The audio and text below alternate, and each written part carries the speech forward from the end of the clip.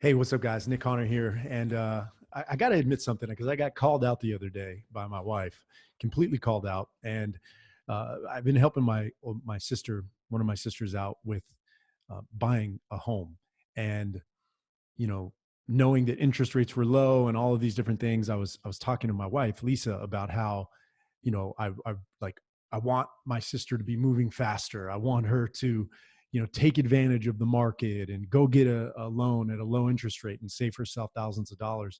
And I got this look from my wife. She kind of looked at me out of the corner of her eye.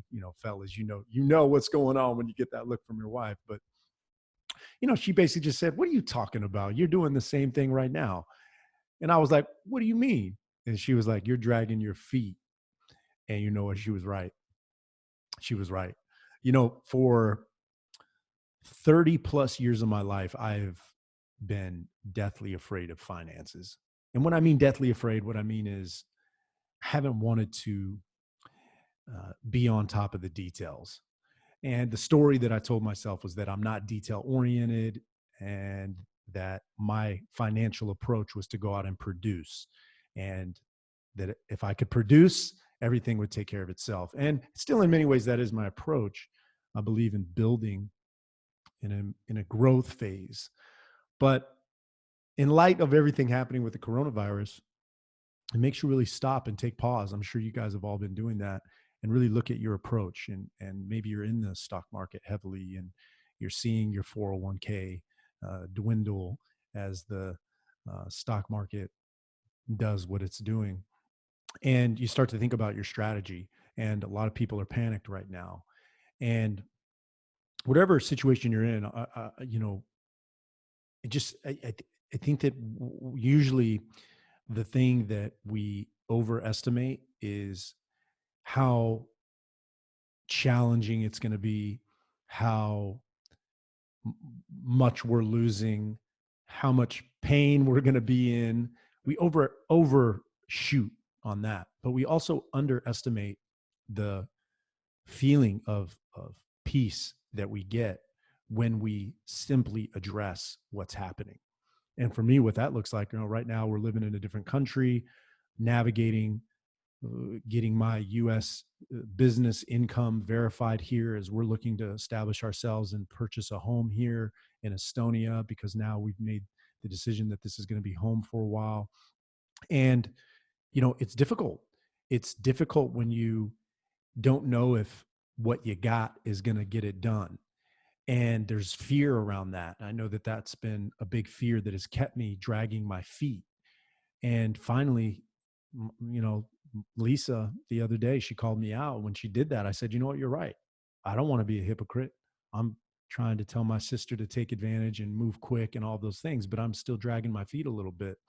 And just the acceptance of that, receiving that critical feedback, saying, "Dang, you're right. You're right, babe." Kicked it into the next gear. And you know what? Almost instantly, just addressing it, even though the response or the work that needs to be done isn't exactly what I wanted to do, it's a good feeling to be on top of it. And so I just want to encourage you, no matter where you're at, I don't care if you're in your 30s and you've never owned a home. I don't care if you're, a new business owner and you're barely making any money. I don't care if you're somebody who's deep in a career that has been profitable, but maybe you haven't been saving the way that you want, or maybe you're losing your shirt right now.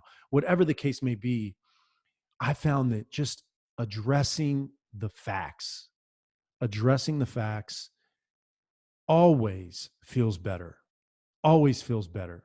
So they say honesty is the best policy with your finance. I say addressing it is the best policy.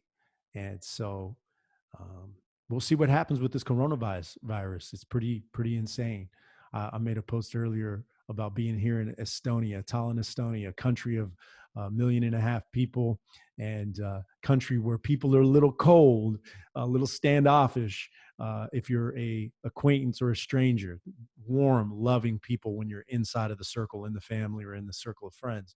But if you're out just doing your thing, there's no small talk, there's no physical contact, none of that stuff's happening. So this might be the safest place in the world. In fact, if you can catch a flight on the next thing smoking, you might find yourself with plenty of toilet paper and a country that is pretty dang safe right now. So come on over. Love to grab some food with you. No handshakes, no hugs, and wash your hands. All right, guys, take care. All the best to you. Address your finances. Take care.